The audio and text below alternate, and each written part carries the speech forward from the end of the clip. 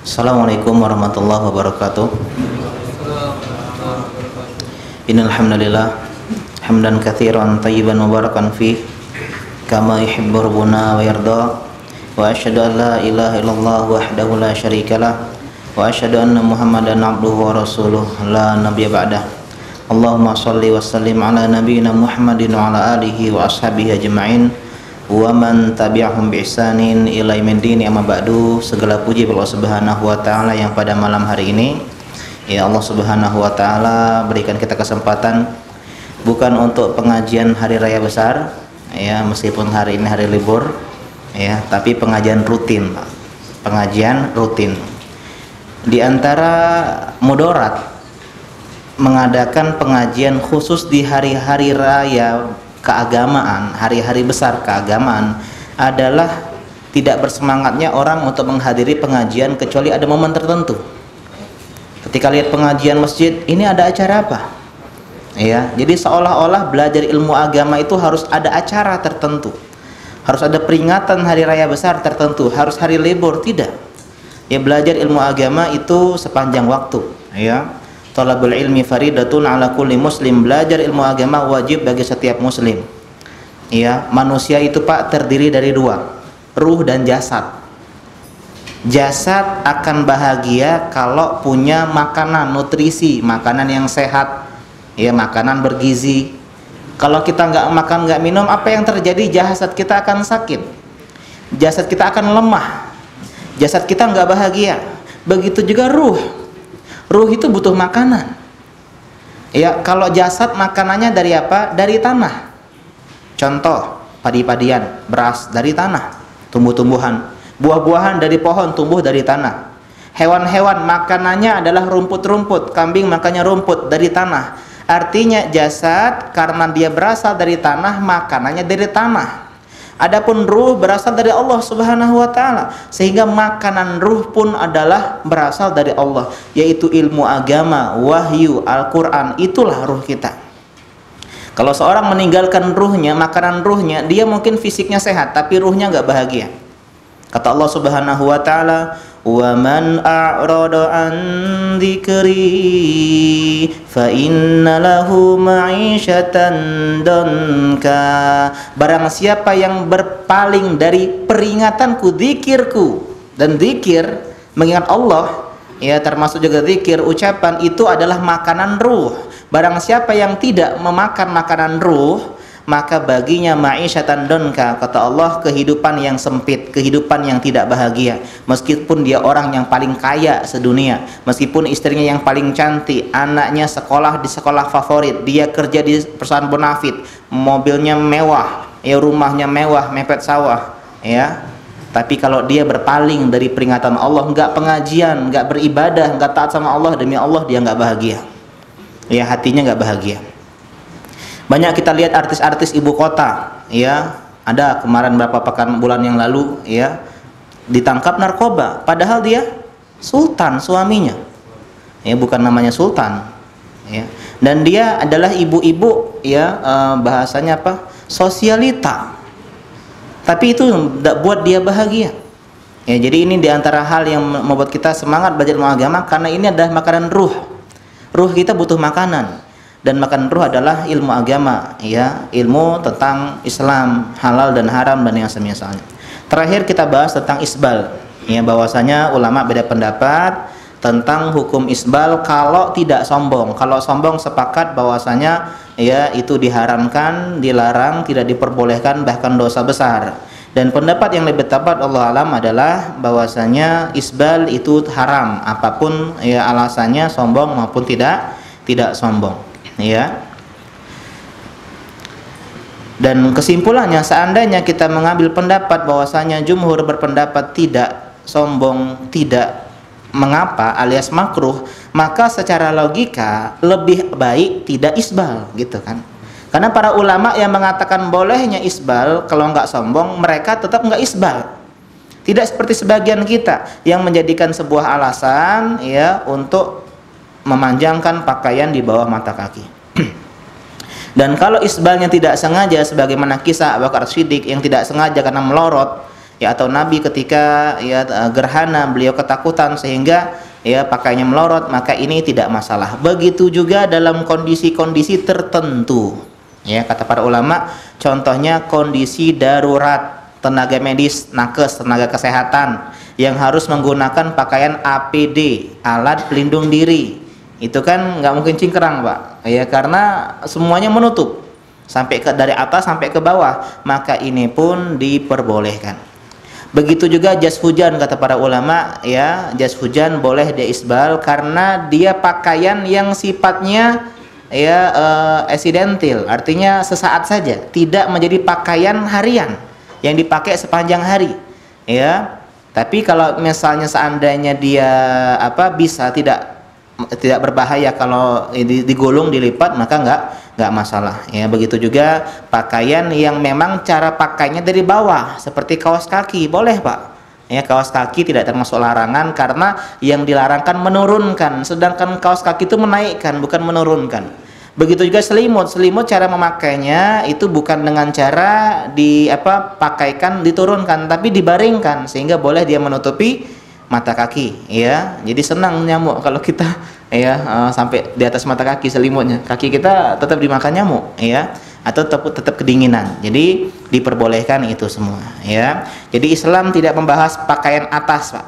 Mau pakai kemeja, mau pakai jas, mau pakai kaos, boleh, ya. Yang dilarang oleh Islam hanyalah pakaian bawah yang melewati mata kaki, ya. Adapun aurat tetap harus ditutup, ya. Aurat meskipun main futsal dan semisalnya antara lutut, ya, dan pusar, ya. Lutut nggak termasuk, ya. Lutut nggak termasuk aurat di atas lutut, ya. Jadi antara lutut dan pusar itu termasuk aurat bagi laki-laki, ya. Tidak boleh ditampakkan di atas lutut, Pak, ya, meskipun di hadapan keluarga, ya. Sebagian orang kan, ya, perempuan termasuk biasanya menggunakan pakaian yang memamerkan aurat di hadapan keluarganya. Ini nggak boleh, kecuali yang biasa tampak perempuan, kepala, ya, rambut, leher, itu bagian atas sampai leher, kemudian tangan sampai lengan, ini boleh, ya. Kaki sampai lutut. Jadi nggak boleh pakai celana pendek, ya, di atas lutut meskipun di hadapan orang tuanya. Kalau kita punya anak perempuan, suruh tutup. Yang boleh hanya di depan suami. Begitu kita laki-laki, ya, hanya boleh di depan istri. Sekarang kita masuk ke hadis yang terakhir dalam kitab adab, hadis ke-16 tentang hukum boros dan berlebihan. Ini berlaku dalam pakaian juga, ya, dan berlaku juga untuk makan dan minum. Kata pengarang di sini Al-Hafidz Ibnu Hajar rahimahullahu taala, ya, wa an Amr bin Syuaib, dari sahabat, ya, dari seseorang, ya, bukan sahabat beliau, Amr bin Syuaib an abihi, dari ayahnya, ya, an jaddihi, dari kakeknya, dan inilah sahabat Nabi radhiyallahu anhu. Qala, beliau berkata, qala Rasulullah sallallahu alaihi wasallam, bahwasanya Rasulullah sallallahu alaihi wasallam bersabda, kul, makanlah, washrab, minumlah, walbas, berpakaianlah, watasaddaq, dan bersedekahlah, fi ghairi sarafin wala makhilah, tanpa berlebih-lebihan, tanpa israf, dan wala makhilah, tanpa sombong, ya. Jadi diperintahkan kita untuk melakukan hal-hal yang mubah dengan syarat tidak berlebih-lebihan. Yang kedua, tidak boleh sombong. Ya, hadis ini, ya, akhrajahu Abu Daud, tapi yang benar Abu Daud bukan Abu Daud Sijistani pengarang kitab Sunan, tapi Abu Daud Toyalisi, ya. Wa Ahmad wa allaqahul Bukhari, dan diriwayatkan secara muallaq oleh Imam Al-Bukhari. Penjelasannya, Allah menciptakan dunia untuk kita, Pak. Jangan dibalik. Allah ciptakan dunia untuk kita, bukan kita untuk dunia. Jangan kita jadi budak dunia, dunialah yang menjadi budak kita. Jangan sampai kita diperalat dunia, dunialah kita peralat untuk tujuan kita. Bukan sebaliknya, karena hukum asal dunia Allah ciptakan untuk kita, hukum asalnya boleh semuanya. Ya, apapun dalam hukum asalnya boleh, makan, minum, tempat tinggal, mau tinggal di gunung, di pantai, di hutan boleh, mau makan makanan buah A, buah B, padi A, padi B, ya, kacang A, kacang B, pohon A, pohon B, ya, rumput A, rumput B, semua hukum asalnya diperbolehkan. Kata Allah Subhanahu wa taala, "Huwallazi khalaqalakum ma fil ardi jami'a." Al-Baqarah 29, Allah menciptakan segala yang ada di bumi untuk kalian semuanya. Jadi kita nggak boleh mengharamkan sesuatu kecuali harus ada dalilnya, ya. Karena hukum asal makanan, minuman, pakaian, tempat tinggal, ya, itu semuanya halal. Kalau ada yang bilang buah ini haram dimakan, mana dalilnya? Ini menurut kesehatan ini beracun. Oh ya, nggak boleh berarti. Ya, oh ini nggak boleh makan ini, nggak boleh makan ini, nggak boleh pakaian ini, nggak boleh pakaian itu. Ya, berapa tahun yang lalu batik nggak diperbolehkan, sokok hitam nggak diperbolehkan. Ya, ini kita tanya mana dalilnya? Ya, itu adalah pakaian ahli bid'ah, nggak benar. Ya, songkok adalah pakaian tradisional, boleh-boleh saja. Cuman saya nggak pernah atau jarang sekali pakai songkok karena nggak cocok. Ya, karena kepalanya panjang. Ya, jadi selalu pakai yang bulat. Jadi boleh-boleh saja, kecuali ada dalil yang mengharamkan. Contoh apa? Anjing, apalagi babi, apalagi khamar dan semisalnya, barulah diharamkan. Akan tetapi bolehnya tadi, boleh makan, minum, tempat tinggal, pakaian, semuanya boleh dengan dua syarat yang kita bahas tadi. Yang pertama, tidak boleh berlebihan. Yang kedua, tidak boleh pamer, tidak boleh sombong, tidak boleh takabur, ujub dan semisalnya. Apa arti israf dan apa beda israf berlebih-lebihan dengan tabzir boros? Ya, perbedaannya, israf itu artinya berlebih-lebihan meskipun mubah. Ya, makan seblak boleh, tapi sampai kenyang, sampai tidak bisa bernapas, ya, maka ya nggak diperbolehkan. Beli pakaian boleh, tapi pakaiannya ya harganya 1 M misalnya atau ratusan juta, ya maka ini berlebih-lebihan, tapi mubah, hukum asalnya mubah, itu namanya israf. Ya, jangan berlebih-lebihan, maksudnya adalah jangan ya melakukan hal-hal yang mubah secara berlebih-lebihan. Adapun tabdzir boros itu dalam maksiat. Ya, kalau israf dalam hal mubah tapi berlebih-lebihan. Kalau dalam hal yang haram namanya tabdzir, bahasa kita boros. Jadi boros itu dalam hal-hal maksiat meskipun sedikit, meskipun murah. Contoh, nyebat, ya. Nyebat 1 batang berapa harganya? Berapa? Takut ketahuan ya. Misalnya nggak beres 1.000 ya satu, ya, atau 2.000 atau 5.000, murah kan?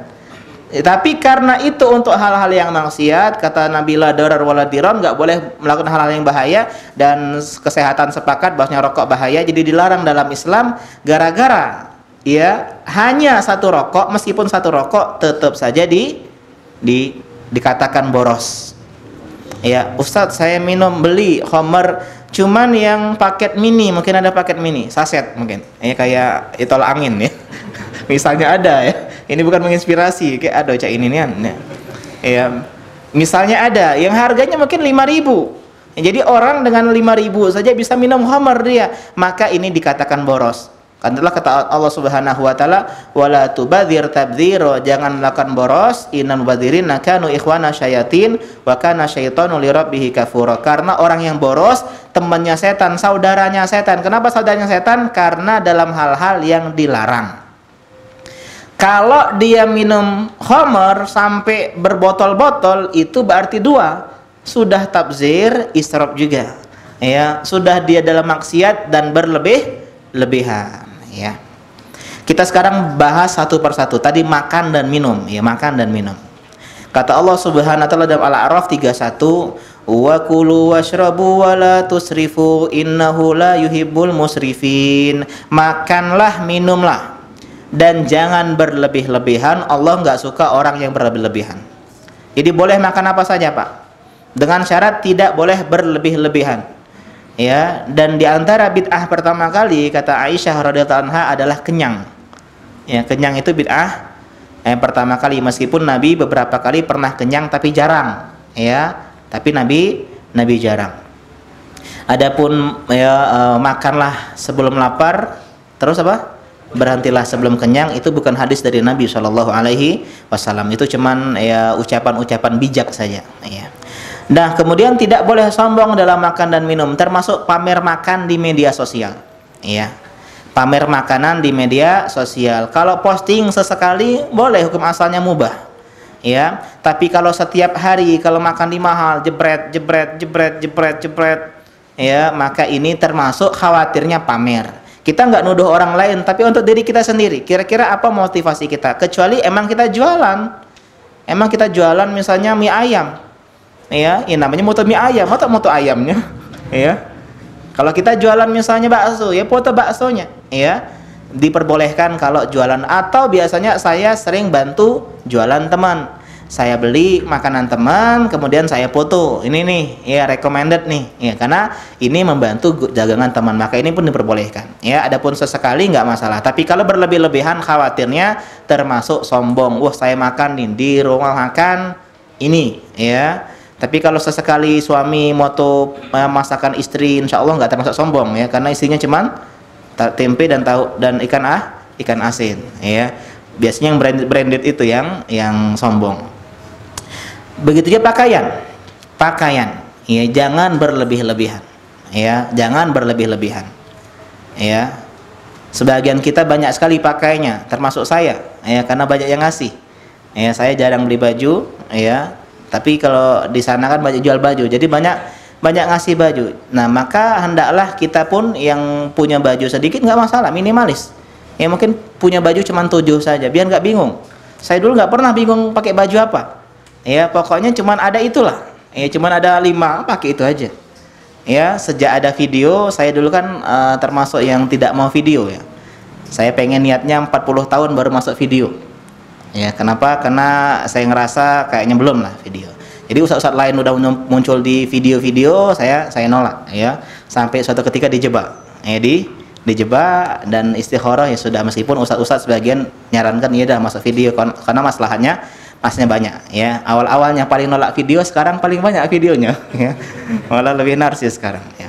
Pakaian, ya, kalau pakaian itu banyak kita bingung, jadi 5 menit untuk nyari baju, ya, untuk nyari baju yang mana, ya, jangan sampai baju yang sama kemarin dan seterusnya.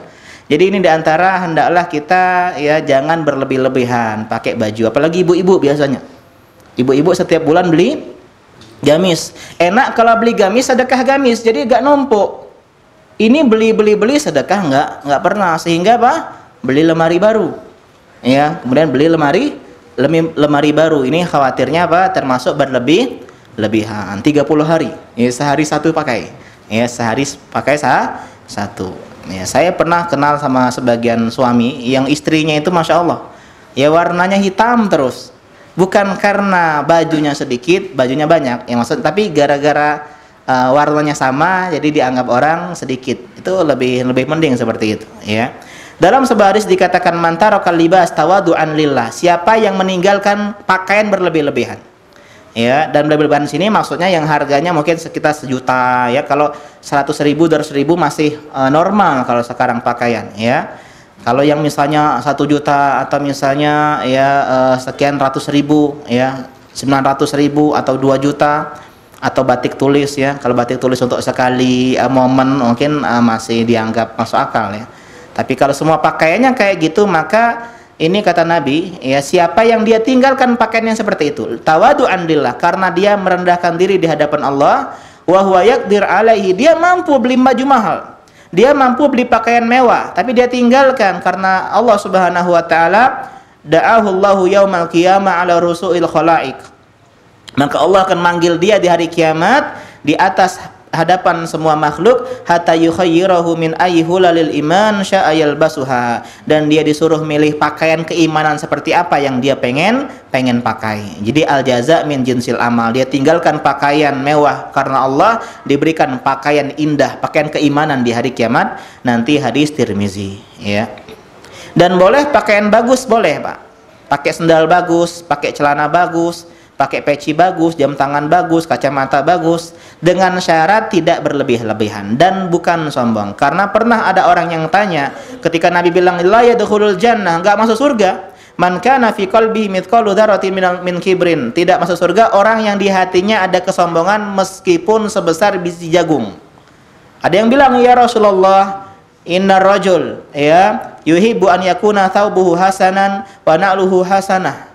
Gimana dengan orang yang pengen pakai baju bagus, ya nyetil, bahasa kita rapi, ya kalau kajian itu yang rapi, pakaiannya ya enggak amburadul dan semisalnya, sendalnya juga demikian. Kata Nabi, innallaha jamilun yuhibbul jamal. Allah itu indah dan mencintai keindahan, ya. Al-kibru batarul haq wa ghamtun nas. Yang namanya sombong itu dua. Yang pertama adalah menolak kebenaran dan merendahkan manusia. Baju kau tidak sebagus aku, itu sombong. Ya, misalnya motor kau tidak sebagus motor aku, itu sombong. Jadi kalau dia sekedar pakai pakaian yang bagus, pengen rumahnya bagus, ya kendaraannya bagus, itu sah-sah saja selama tidak berlebih-lebihan, ya.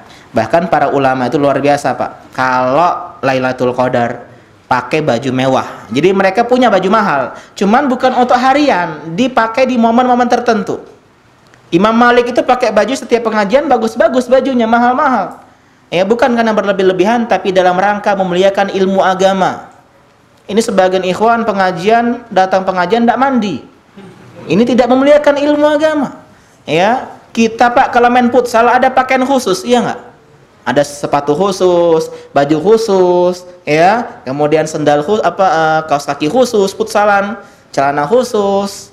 Sedangkan untuk pengajian, ya kadang pakaian ala kadarnya. Ya maka ini bukan karena saya jual baju, bukan ya. Oke, modus jual baju, ya. Tapi gara-gara untuk memuliakan ilmu agama. Ini masalah pakaian. Selanjutnya sedekah. Di antara bentuk israf berlebih-lebihan, sibuk sedekah, donasi, masya Allah. Setiap ada donasi pesantren, operasional, media dakwah, oh dia jor-joran. Tapi istrinya ngutang beras di warung sebelah. Nah, ini salah, Pak. Berlebih-lebihan. Di antara bentuk berlebih-lebihan dalam sedekah, sedekah sunnahnya jos. Tapi dia sedekah wajibnya kurang. Ingat Pak, beliin makanan istri itu adalah sedekah. Ya, jadi sedekah itu bukan hanya ngasih orang miskin, janda, apalagi janda muda, jangan modus takutnya, ya. Kemudian selanjutnya apa? Selanjutnya untuk hal-hal yang dakwah operasional bagus, cuman jangan sampai melalaikan kewajiban. Jangan sampai istri kita kurang, anak kita kurang. Jadi dalam sedekah nggak boleh over kanan, nggak boleh over kiri, ekstrim kanan, ekstrim kiri, pertengahan. Sedekah jalan sama istri dan anak jalan. Kata Allah dalam Al-Furqan 67, di antara sifat orang-orang yang beriman, hamba Allah ibadur rahman, ya, walladzina idza anfaqu lam yusrifu wa lam yakturu. Kalau mereka sedekah tidak berlebih-lebihan dan tidak bermudah-mudahan, maksudnya tidak berlebih-lebihan dan tidak cemekean. Yang enggak pernah sedekah sama sekali. Uangnya banyak di rekening, ya ratusan juta, tapi kalau sedekah kayaknya susah. Ingat Pak, tips sedekah jangan lihat nominal yang kita sedekahkan, lihat nominal yang sedang kita simpan. Kalau kita nak sejuta, ya Allah banyaknya sejuta. Iya, kau mikir sejutanya. Duit kau 100 juta. Kau sedikit 1 juta dibandingkan 100 juta. Karena itulah kata Nabi, ada 1 dirham yang mengalahkan 1 dinar. Ada 10.000 yang mengalahkan 100.000. Kenapa? Karena yang sedekah 10.000 dia punya uang cuma 20.000, Pak. Sedangkan yang sedekah 100.000 dia punya uang juta-jutaan. Jadi yang lihat adalah persentasenya. Ya, persentasenya. Jadi jangan berlebih-lebihan. Wa kana baina dzalika qawama, pertengahan kata Allah Subhanahu wa taala. Ustadz, bagaimana dengan kisah Abu Bakar As-Siddiq di perang Tabuk? Perang Tabuk, perang di masa-masa panas. Ya butuh, ya apalagi orang banyak, butuh ya biaya operasional jihad yang tidak murah, sehingga dibuka open donasi. Ya, dibuka open donasi. Ini dalil bolehnya open donasi. Nabi buka open donasi dia kepada para sahabat untuk jihad di jalan Allah Subhanahu wa taala. Utsman bin Affan ngasih sekian ya kuda, sekian ya alat senjata, sekian harta, sekian uang. Umar bin Khattab datang membawa 50% hartanya. Diberikan ini ya Rasulullah. Abu Bakar Siddiq membawa harta yang lebih kecil nominalnya dibandingkan dengan Umar bin Khattab. Sekarang kau kalah, kau dalam hati Umar, sekarang aku bisa ngalahin Abu Bakar Siddiq. Ya. Ditanya oleh Nabi, ya wahai Abu Bakar Siddiq, kau tinggalin apa untuk keluargamu? Allah dan Rasulnya. Artinya beliau sedekahkan 100% hartanya. berarti beliau berlebih-lebihan nih. Ya, boleh nggak kayak gini? Ustadz, saya pengen seperti Abu Bakar Siddiq. Balik pengajian ini, Umi, surga itu mahal, Umi. Mari kita sedekahkan semua harta kita, rumah kita, kendaraan kita, tabungan kita, emas kita, semuanya kita sedekahkan untuk ya pesantren Al-Madinah misalnya. Ya, atau untuk Masjid Anwar Azam Masruni, dia dapat juga. Ya, tapi Abi taat sama suami, Umi. Sudah. Keesokan harinya nambah 1 tunawisma di Prabu Muli. Ya, nambah 1 tuna, ya peminta gelandangan, Mas. Minta, Pak, saya enggak ada rumah, Pak. Saya enggak ada makanan, Pak, enggak ada harta. Kemudian datang surat. Dari mana? Pengadilan. Surat gugat cerai dari istrinya, ya. Kenapa Abu Bakar Siddiq kayak gitu? Karena beliau pertama pengusaha hebat, Pak.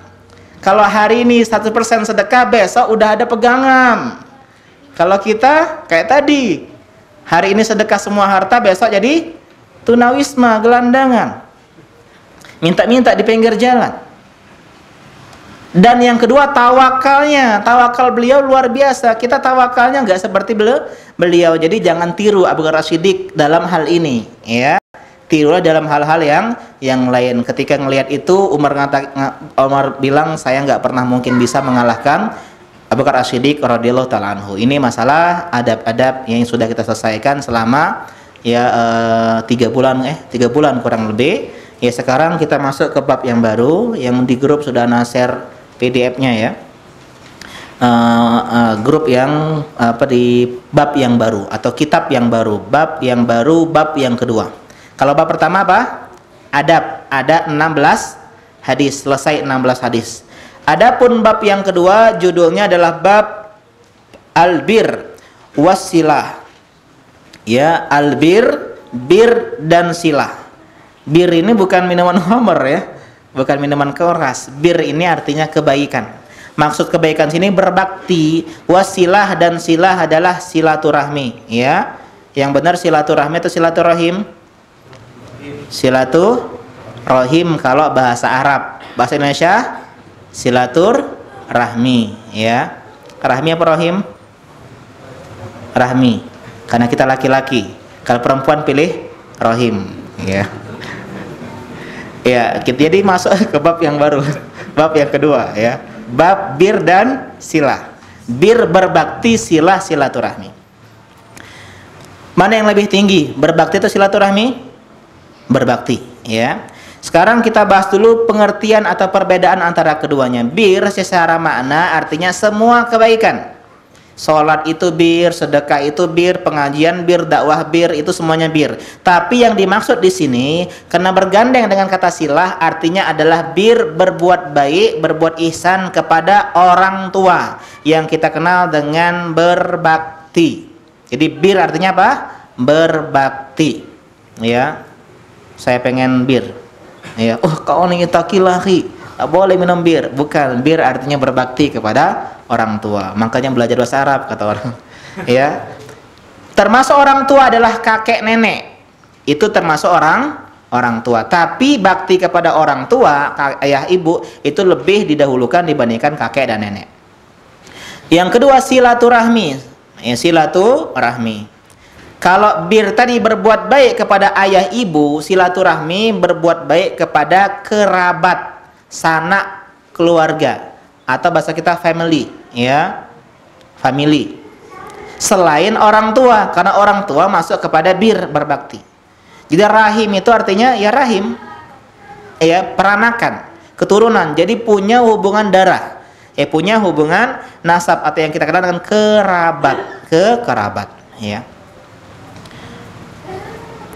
Dan ulama beda pendapat kerabat siapa yang dimaksudkan. Keluarga banyak, Pak. Sepupu keluarga, ya. Kemudian ya sepupu, dua pupu keluarga, kemudian sepupunya ayah keluarga. Artinya keluarga ini banyak. Siapa yang wajib kita sambung silaturahminya? Kalau semuanya Masya Allah sangat-sangat berat. Kita saja sebagian kadang nggak tahu nama kakek, ya, nama saudara kakek-kakek kita nggak tahu kadang. Kita cuma taunya apa? orang tua, adik-adiknya, kakak-kakaknya, itu aja. Padahal kalau kita bahas keluarga, kakek juga bagian dari ayah dan ibu, sehingga yang dimaksud dengan oom adalah saudara kakek, itu oom. Saudara kakek itu saudara nenek oom. Ya, sehingga boleh salaman sama nenek dari saudari nenek, saudari kakek. Nenek kita punya saudari, adik. Nah, itu namanya bibi kalau dalam bahasa fikih mahram, ya. Ulama beda pendapat tentang siapa kerabat yang wajib disilaturahmin. Yang pertama pendapatnya semua kerabat. Semua yang punya hubungan darah sama kita wajib disambung silaturahmi. Ini tentu pendapat yang sangat memberatkan, ya. Bahkan di sebagian desa kayak saya, orang Kayagung, di Kayagung itu hampir semua orang kalau dicari-cari ketemu hubungan keluarganya, karena ya di sana nyebarnya di sana itulah. Sebagian kampung kayak gitu kan. Ya, satu kampung itu kenal semua, keluarga semua, tapi jauh. Woi, kau ini anaknya kakek ini, nenek ini ya. Iya, berarti. Kita di keluarga jauh. Nah, gitu, ya. Apalagi kalau kita lebih luaskan lagi, kita semua keturunan Nabi Adam dan Nabi Nuh alaihi salam. Ya, bukan cuma Nabi Adam, Pak. Kita keturunan Nabi Nuh alaihi salam, karena ketika selesai dari banjir bandang, semua orang tidak punya keturunan, tidak menghasilkan keturunan kecuali Nabi Nuh dan anak-anak Nabi Nuh, sehingga bapak manusia yang kedua adalah Nabi Nuh, ya. Pendapat yang kedua, kerabat yang merupakan ahli waris, ya. Dan pernah dibahas di Prabu Mulia sama Ustaz Hidayatullah tentang fikih mawaris, ya, fikih mawaris kalau nggak salah dulu, ya, pernah dibahas. Nah, ini pendapat yang kedua. Jadi ahli waris, sepupu pun ahli waris kalau semuanya nggak ada, itu jauh, ya, jauh. Tapi pendapat yang lebih tepat, pendapat yang ketiga, kerabat yang tidak hanya ahli waris tapi memiliki hubungan mahram yang kita kenal dengan mahram kita. Jadi yang kita wajib sambung silaturahmi adalah mahram, sehingga sepupu tidak wajib disambung silaturahminya, tapi sunnah disambung silaturahmi, sunnah. Ya, yang wajib apa? Mahram. Dan mahram karena mahram ada 3, karena pernikahan, karena susuan, karena nasab. Yang benar adalah karena nasab, sehingga mertua bukan silaturahmi kita ke mertua. Kita ke adik ipar bukan silaturahmi. Kita ke bibi ipar, kakak ipar bukan silaturahmi, tapi istri yang silaturahmi. Gitu. Kita hanya menyambung kebaikan. Boleh, bukan tidak boleh, tapi tidak wajib. Tidak wajib. Ya. Siapa saja mahram? Yang pertama adalah ayah ibu ke atas. Ayah ibu kita, ya. Jadi sambung silaturahmi sama mereka. Kakek nenek, ya. Jangan sampai cuman lebaran aja kita kontakannya, ya kan sekarang bisa WA. Nek, apa kabar Nek? Ditelepon, gimana, sehat Nek? Sehat, alhamdulillah, gitu. Ya, Ustaz Taufik sekali sebulan ke Palembang dia, karena beliau masih ada nenek di sana, ya. Yang kedua, anak cucu ke bawah, anak cucu cicit dan semisalnya. Itu mahram kita. Itu mahram kita. Jadi kalau kita punya cucu, sambung silaturahmi. Ya, punya cicit, ya, sambung silaturahmi. Yang ketiga, ya, yang pertama tadi atas ke atas, ya, ke atas, ayah, ibu, kakek, nenek, buyut. Yang kedua ke bawah, anak, cucu, cicit dan semisalnya. Yang ketiga ke kanan. Siapa ke kanan kiri? Kakak, adik, saudara, saudari. Dan kakak adik ada kakak, ya, atau saudara kandung sama ayah sama ibu, atau saudara seibu atau saudara seayah. Misal ayah kita poligami, ya, nikah lagi, kemudian kemudian lahirlah anak, maka namanya saudara seayah. Atau ibu kita, ayah kita meninggal atau cerai, ibu kita menikah lagi dengan seorang laki-laki, kemudian lahirlah seorang anak, namanya saudara seibu. Dan itu semua mahram, Pak. Yang bukan mahram adalah anak bawaan ibu tiri atau ayah tiri. Contoh, ya, kita punya ayah kita duda atau ayah kita nikah lagi dengan seorang janda. Janda itu sudah punya anak. Nah, kita sama anaknya si janda tadi itu bukan mahram. Karena bukan saudara kandung, bukan saudara seayah, bukan saudara seibu. Boleh nikah. Kan sebagian kita kan nganggap gak boleh nikah. Abi, Ngapa dak? Bener habis suka sama janda itu? Iya, ya bini. Aku senang sama anak perempuannya. Ndak apa-apa nak. Berdua baik kita langsung sekalian akadnya. Resepsi murah. Ya, boleh Pak, boleh. Ya, jadi bapaknya nikahin ibunya, anaknya nikahi anaknya, boleh, halal. Karena bukan mahram, ya. Yang dimaksud adalah saudara yang tadi, bukan kakak adik zona. Ya, kakak adik ketemu besar. Ya, kakak nih dek, gitu kan, ya. Mau cek akhwat, siapa nih adik ketemu besar, itu nggak boleh, bukan mahram itu. Yang ketiga, paman atau bibi. Ya, siapa paman dan bibi? Saudara atau saudari ayah dan ibu, baik saudari kandung mereka atau seayah atau seibu mereka. Bukan bibi kos, bukan bibi sayur. Ya bi, pesan sih kok bi, itu bukan mahram.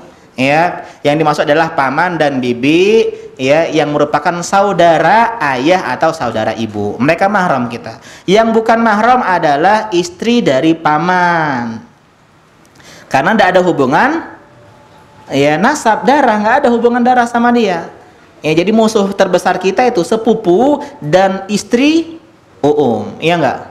Yang paling berat pas lebaran tuh dua. Kalau sepupu taruhlah ya, yang paling berat itu adalah istri ya, maka salam omnya aja, om sehat om, bi sehat ya, gitu aja. Ya, awal-awalnya berat memang ya, tapi kalau kita nggak dari sekarang akan lebih berat. Ya, akan lebih berat. Yang terakhir, keponakan. Siapa keponakan? Anak dari saudara saudari, baik saudari sekandung, saudari seayah, saudari seibu, itu semua adalah keponakan. Dan lima-limanya itu wajib disambung silaturahmi. Meskipun dia nggak terima perubahan hijrah kita, tetap sambung silaturahmi. Ya, kita akan bahas nanti. Ya, nah, itu yang wajib Pak. Bukan berarti yang lainnya nggak boleh silaturahmi sama mertua nggak. Ya, karena nggak masuk mertua. Ya, tetap ada namanya sunnah. Sunnah tidak sampai wajib. Sunnah yaitu menyambung kekeluargaan secara umum sama sepupu, sama istrinya dan semisalnya. Ya. Ini semua atau termasuk kerabat sepersepusuan, ibu susu, ya, saudari susu, itu semua sunnah, tidak wajib. Di antara kesalahan sebagian orang menggunakan lafal silaturahmi untuk selain kerabat. Ingat, silaturahmi itu untuk yang tadi, orang tua, kakek nenek, anak cucu, saudara, paman bibi, keponakan. Itu yang namanya silaturahmi. Nah, kemana? Silaturahmi dulu ke rumah kawan, bukan silaturahmi. Itu namanya ziarah. Apa ziarah? Berkunjung. Sebagian kita tuh nggak familiar dengan kata ziarah. Pak, saya pengen ziarah ke rumah Pak. Astagfirullahaladzim. Aku pas hidup kau nih lemak ziarah. Pas aja ziarah berkunjung. Ya, ziarah dikira ziarah kubur. Marah dia. Nah, ziarah ke rumah dia, ya. Maksudnya berkunjung Pak. Oh, kirain ziarah kubur kalau udah mati, enggak. Ya. Jadi kalau kita ke rumah teman itu namanya mempererat ukhuwah, bukan silaturahmi. Ya, ini lebih tepat ya, kita ziarah atau mempererat persaudaraan ukhuwah. Bagaimana cara silaturahmi tidak disebutkan secara spesifik Pak. Tidak ada Al-Quran dan hadis yang menyebutkan gimana silaturahmi, sehingga umum. Jadi boleh dengan apa saja, fleksibel, lebih enak. Ya, dan para ulama menyebutkan ada 6 level tingkatan silaturahmi. Yang pertama, yang paling tinggi, dari tinggi yang ke bawah ya. Yang pertama dengan harta, ini sedekah, hadiah, kasih THR. Ya, itu sambung silaturahmi yang paling tinggi Pak. Meskipun kita tidak pernah mode, tapi setiap bulan kring transfer, itu sudah dapat pahala silaturahmi. Yang kedua, Ustadz nggak punya harta. Yang kedua, dengan berkhidmat, membantu, menolong. Ya udah, tolong gimana nih urusin ini? Ya udah saya bantu. Ya, misalnya om kita pengen ngurus SKCK, kita bantu. Ya, misalnya bibi kita pengen ngurus bikin paspor, kita bantu. Ya, artinya apa? Berkhidmat, melayani, membantu ketika dia sedang membutuhkan. Ya, jadi boleh semua Pak. Ya, yang ketiga dengan ziarah, ini yang paling dasar ya, ziarah, berkunjung ke rumah, terutama memenuhi undangan kalau tidak ada pelanggaran syariat di sana. Ini yang ketiga ya, dengan ziarah. Yang keempat dengan salam. Ya, termasuk doain biar mereka dapat hidayah gitu ya. Kau nih ini ya, tidak maulidan pasti kau nih ya, langsung ribut ya. Ya setiap hari-hari kebesar keagamaan biasanya grup ya keluarga itu sedikit panas. Ya, sedikit panas ya karena mereka nge-share yang tidak kita sukai dan kita nge-share yang mereka tidak sukai ya. Makanya tetap tetap berkunjung dan semisalnya. Kalau kita sering kasih sedekah, kasih hadiah, ya berkabar, berkunjung, meskipun ada hal-hal yang dia tidak sukai, tetap minimal mereka menjaga, nggak ngegas. Ya enggak? Mereka nggak suka, cuman ya adalah diamin aja. Beda kalau kita udah jarang berkabar, jarang kontak, nggak pernah kasih duit, nge-share mah ini. Nah, ribut kau. Ya. Kami ini karena cinta dengan Nabi ya, seterusnya. Akhirnya kita bilang ini, ya dan seterusnya. Yang kelima, dengan tafakud al-ahwal, cari kabar, tidak putus kontak, minimal WA, apa kabar Bi, sehat Bi, sehat, ada anak-anak sehat, alhamdulillah, udah, nah itu baik dulu, ya setiap bulan punya, atau ada grup keluarga, ya meskipun grup keluarga ini harus harus belajar untuk menenangkan diri ya, karena banyak hal-hal yang kadang sepupu selfie gitu ya, ngirim ke sana, kadang nggak penting ya, cuman untuk tadi bersabar untuk menjalin silaturahmi. Yang terakhir, kafil aza, menahan diri dari berbuat buruk, nggak berbuat buruk sama mereka ya. Ini muqaddimah tentang silaturahmi ya. Pernah guru kami Ustaz Syafiq hafizahullah ditanya oleh anaknya, bela diri apa yang berpahala? Apa bela diri berpahala ya? Kata anaknya yang waktu SD loh, namanya Jabir, sekarang udah SMP SMA ya. Silat. Loh kok bisa silat berpahala? Silaturahmi katanya. Silaturahmi. Ini bela diri yang berpahala. Kita masuk ke hadis yang pertama pada malam hari ini ya, tentang keutamaan silaturahmi.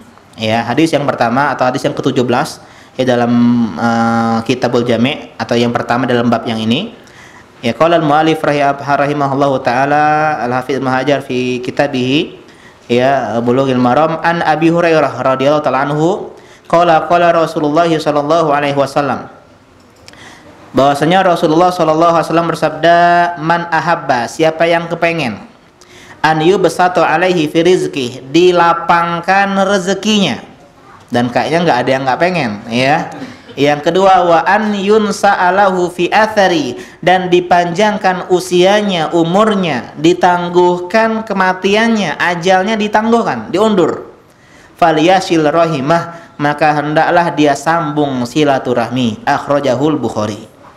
Jadi disebutkan di sini di antara keutamaan silaturahmi tadi, ngasih uang ke keluarga, ya, tanya kabar, ucapin salam, berkunjung, itu mendapatkan dua hal, Pak. Yang pertama, dilapangkan rezeki, baik rezeki secara umum, ya rezeki sehat badan, kemudian rezeki makan, uang, kemudian juga sehat, ya, dan rezeki khusus berupa ilmu, amal soleh, itu sedekah, itu rezeki, ya. Bisa duduk di sini malam ini rezeki dari Allah Subhanahu wa taala. Dilapangkan itu semua. Jadi ini dalil bahwasanya bolehnya ingin banyak rezeki. Ya boleh, pengen banyak rezeki tidak tercela. Ya, selama tidak melalaikan kita dari kewajiban. Ya, pengen jadi orang kaya, hukum asalnya tidak tercela. Ya, asal kita gunakan untuk kebaikan. Ni'mal mali soleh, kata Nabi, sebaik-baik harta yang baik lirrajul soleh, sama orang yang baik. Kalau harta di tangan orang yang baik, Masya Allah. Karena itulah teman-teman, belilah, belanjalah di tempat-tempat ikhwan. Dan saya mungkin dalam waktu ke depan bikin komunitas di Prabu Mulih ini, ya, komunitas pengusaha muslim Prabu Mulih, ya. Untuk yang punya usaha gabung ke sana, kita saling support. Yang butuh beras, yang butuh makanan, sehingga kita bisa saling bersinergi yang jual, dan jangan sampai ada saing-saingan. Kita tahu rezeki nggak diambil oleh orang-orang lain, ya. Ini cikal bakal, meskipun belum resmi, mungkin komunitas dulu, ya, nanti ada persyaratannya, yang ngisi form misalnya, dan harus yang sudah punya usaha, sehingga kita saling support dan belajar fikih muamalah bareng di sana.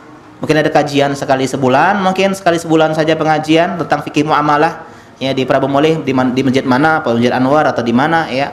Ya, ini kita bahas nanti masalah rezeki. Jadi boleh ya dengan syarat tadi tidak melalaikan dari kewajiban. Ya kita azan dulu ya. Nah, lanjutkan sedikit. Ya, assalamualaikum warahmatullahi wabarakatuh. Alhamdulillah wassalatu wassalamu ala Rasulillah wa ala alihi wa ashabihi wa man walah wa la haula wa la quwwata illa billah. Jadi yang pertama di antara keutamaan silaturahmi melapangkan rezeki.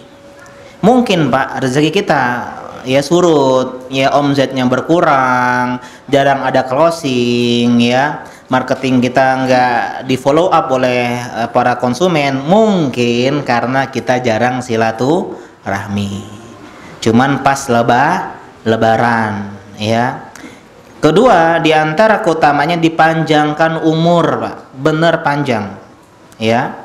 Kenapa Ustadz ditambah rezeki dan dipanjangkan umur? Karena konsep al-jaza min jinsil amal, balasan sesuai dengan perbuatan. Silaturahmi butuh apa, Pak?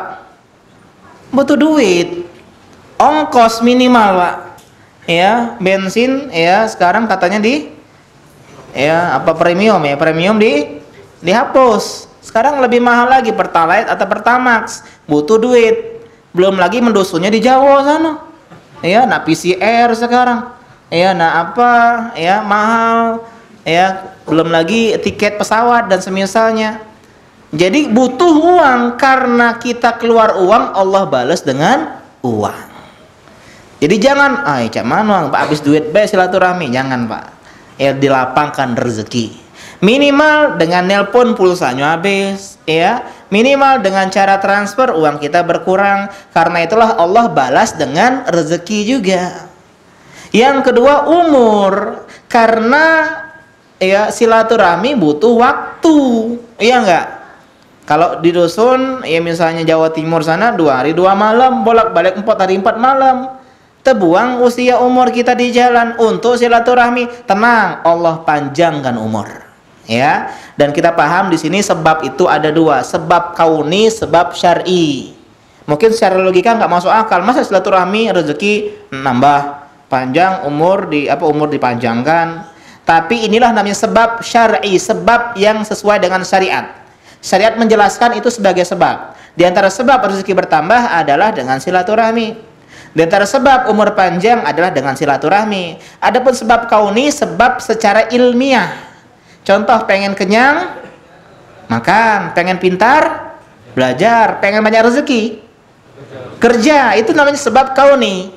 Ya, jadi kita menggabungkan sebab kauni dan sebab syar'i. Kalau bukan sebab kauni, bukan sebab syar'i, ini yang namanya jimat. Ini nggak diperbolehkan. Ya, sejak pakai galung ini rezeki saya lancar. Apa hubungannya? Enggak sebab kauni, enggak sebab syar'i. Ya, sejak saya kerja semangat, saya rezekinya lancar, masuk akal, sebab kauni, karena dia kerjanya semangat. Ya, sejak saya belajar internet marketing, closing saya banyak, syar'i, apa kauni, karena ada ilmiahnya. Ya, tapi kalau nggak ada ilmiahnya namanya jimat, nggak boleh. Mendatangkan maslahat atau kebaikan atau menolak mudarat, bala dengan hal-hal yang tidak Allah jadikan sebab, ini dilarang. Ya, bisa syirik kecil dan bahkan bisa syirik akbar sesuai dengan keyakinan, ya. Mungkin diantara kita bingung, kok bisa umur dipanjangkan? Bukankah usia itu sudah ada ajalnya? Dalam Al-Qur'an dikatakan Al-A'raf 34, فَإِذَا جَاءَ أَجَلُهُمْ لَا يَسْتَأْخِرُونَ سَاعَةً وَلَا يَسْتَقْدِمُونَ. Kalau sudah ada ajalnya, nggak bisa diundur, nggak bisa dipanjang, dicepatkan. Ya Allah, kena mati sekarang, nggak baca mati sekarang. Ya, karena belum ajalnya. Kalau belum ajalnya, meskipun dia orang lain meninggal, dia sendiri yang hidup. Ya, kalau sudah datang ajalnya, meskipun yang lain selamat, dia sendiri yang meninggal. Karena itulah ulama beda pendapat tentang makna panjang umur itu apa. Jadi 2 pendapat. Yang pertama, ulama yang menakwil. Apa arti takwil? Takwil itu menyelewengkan dari makna sebenarnya. Contoh singa, Pak. Singa di pikiran kita apa singa? Hewan buas yang bertaring dan berbulu lebat, itu namanya singa. Cuman kita pernah dengar orang bilang, oh saya melihat singa sedang berorasi di atas podium. Iya, nah singa di sini kita takwil maknanya bukan hewan buas, tapi singa maksudnya adalah orang pemberani. Itu namanya takwil. Ya, menyelewengkan dari makna sebenarnya ke makna yang tidak sebenarnya. Bagaimana ulama mentakwil ini? Maksudnya bukan dipanjangkan umur, tapi diberkahi umurnya. Ya, banyak berbuat soleh, banyak berbuat ketaatan, sehingga Allah berkahi umurnya. Ini maksud poin yang pertama. Ada lagi yang mentakwil maksudnya dipuji-puji namanya, disebut-sebut namanya, meskipun dia telah tiada, seolah-olah masih hidup. Kayak Ibnu Hajar al-Asqalani rahimahullah sekarang ini, sebut-sebut terus namanya setiap pengajian, ini Ibnu Hajar, ini Ibnu Hajar, seolah-olah panjang umurnya. Ini maksud poin yang selanjutnya. Ada yang bilang dikaruniakan anak yang soleh yang mendoakannya, karena anak yang soleh adalah pasif income, pemasukan yang pasif. Kita meninggal tapi amal kita ya kargo ya kargo apa itu, kita dargo apa misalnya itu, lupa lagi ya, berjalan terus berjalan terus. Tapi pendapat yang lebih tepat adalah tidak ditakwil Pak, tapi benar-benar panjang umur, benar-benar panjang. Yang dulunya 60 ditambah jadi 70, yang dulunya kita 10 tahun takdirnya silaturahmi jadi 50 ya. Tapi yang berubah adalah yang di tangan malaikat, yang di tangan malaikat, yang ditentukan di rahim ya. Malaikat kan catat tuh ya, bikat birizkihi wa ajalihi wa amalihi ya, ajalnya sekian, umur dia ini 50 tahun meninggal, tapi dia ditakdirkan silaturahmi terus, sehingga ditambah menjadi 70 tahun, ditambah 20 tahun. Tapi penambahan 20 tahun ini sudah ditetapkan di Lauhil Mahfuz ya. Jadi logikanya atau teorinya begini ya, kita ya di malaikat, Allah suruh malaikat untuk mencatat umur kita 20 tahun, dan kita ditakdirkan silaturahmi sehingga bertambah jadi umur 30 tahun, dan penambahan ini sudah dicatat di Lauhil Mahfuz. Di Lauhil Mahfuz dicatat si fulan ini awalnya usianya 20 tahun, cuman dia silaturahmi, kemudian ditambah menjadi 30 tahun. Dan ini pendapat yang lebih tepat karena sesuai dengan zahir, dipanjangkan yunsa lahu fi athari ya. Kata Nabi, la yaruddul qada illa du'a, tidak ada yang menolak takdir ya kecuali doa. Doa bisa mengubah takdir. Yang awalnya kita ditakdirkan miskin, kita berdoa semoga kaya, jadi kaya.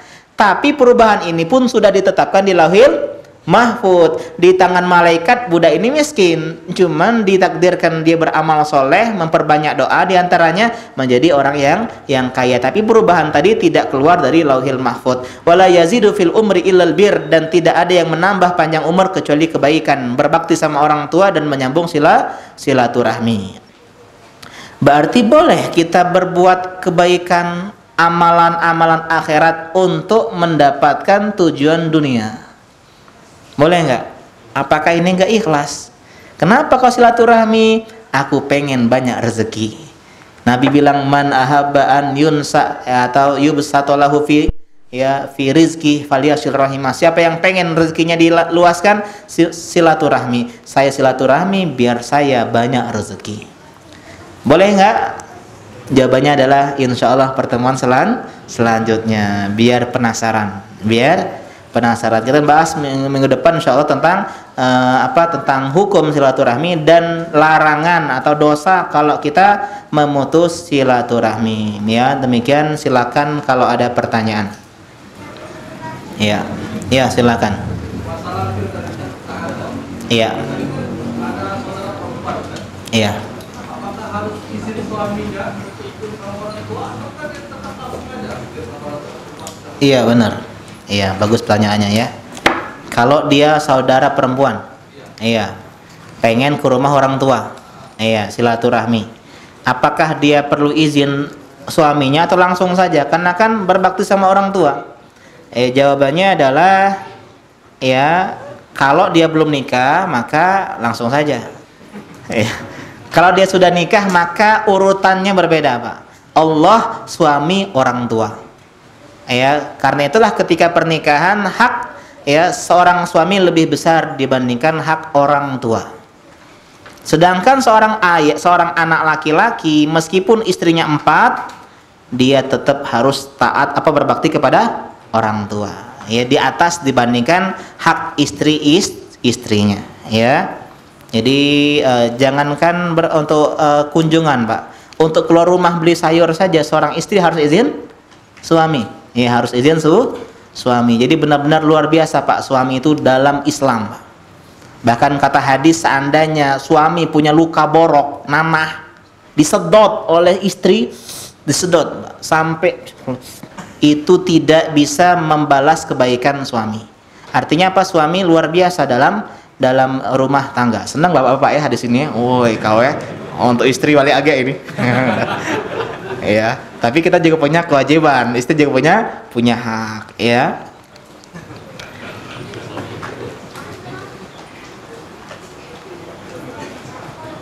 Ustadz, keponakan saya sering berkunjung ke rumah, tapi dia masih kecil. Jika kita jadikan mahram dengan istri, apakah boleh? Ya, ya.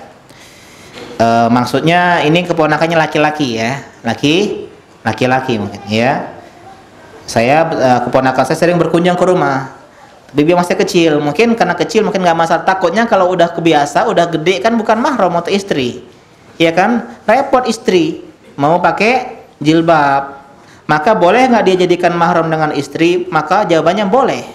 Ketika kecil itu disusui dia, kalau dia usianya masih di bawah 2 tahun, ya. Makanya ketika istri kita sedang menyusui, maka lihat-lihat siapa saja yang pengen dijadikan mahram.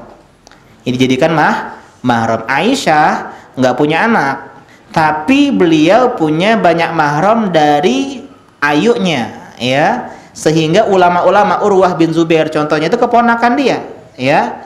Keponakan dia. Ada ulama-ulama yang lain, ya, yang ketika kecil orang tuanya dia susuin, ya. Orang tuanya susuin si anaknya kepada Asma, biar dia bisa belajar sama Aisyah menjadi bibi angkatnya, ya, bibi susunya. Ya, jadi boleh dengan syarat tadi usianya di bawah 2 tahun jadikan anak susu, ya, dan 5 kali susuan, ya, 5 kali susuan. Wallahu taala a'lam. Silakan kalau ada pertanyaan lagi.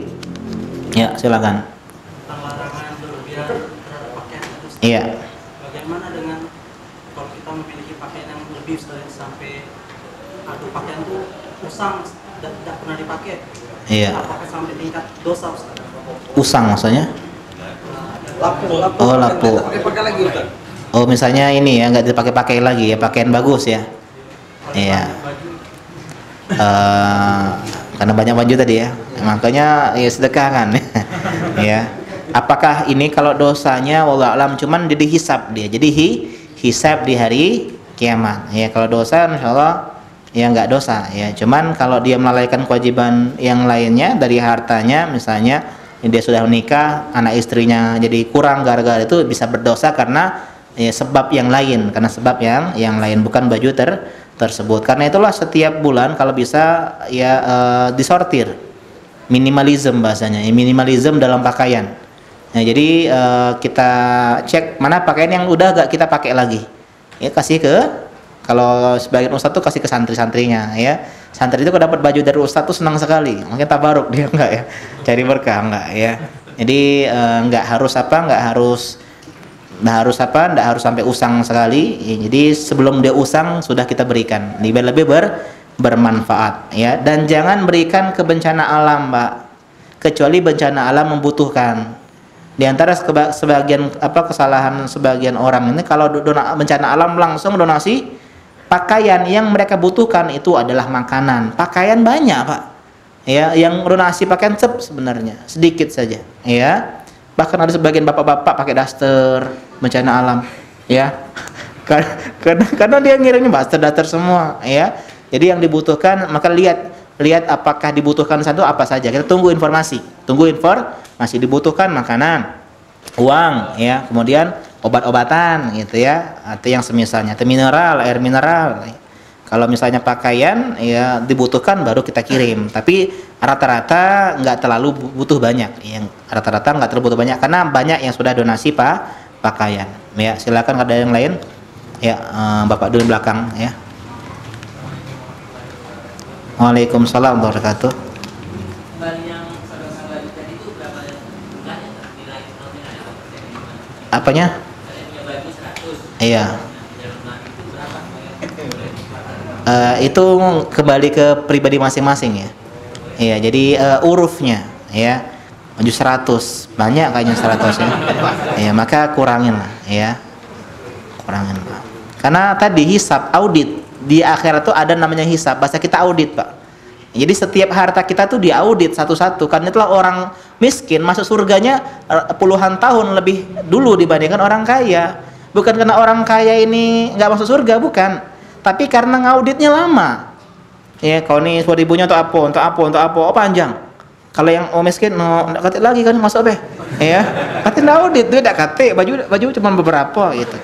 Ya, jadi ini yang kita bahas ya. Jadi bukan nominalnya nggak ada ini. Karena bagi orang yang mungkin sering keringetan, mungkin dia butuh banyak baju bisa jadi. Jadi ini nggak bisa kita tentukan nominalnya, Pak. Tentukan bilangannya ya. Allah taala a'lam ya. Ya, silakan Mas Rami.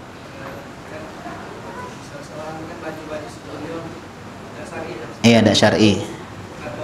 Ngawal metal gitu ya.